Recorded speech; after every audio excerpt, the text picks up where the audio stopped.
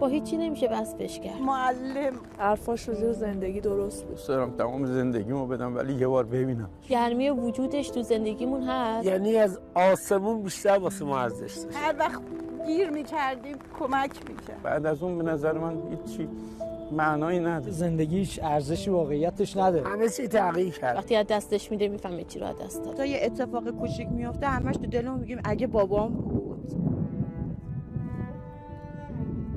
بچه‌ای بودم فکر می‌کردم زندگی خیلی آسون، ولی پدر بود آسون کرده بود. تنها پناه یه دختر فقط پدرش. هیچ خونه آرامش خونه پدر رو نداره. دلم می‌خواد بازم ببینم. بابا رفت. بابا رفت.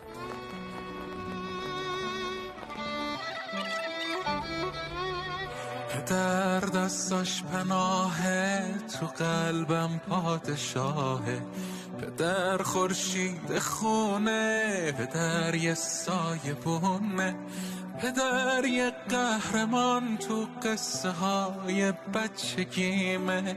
پدر عطر نفس هاش دونه دونه زندگیمه.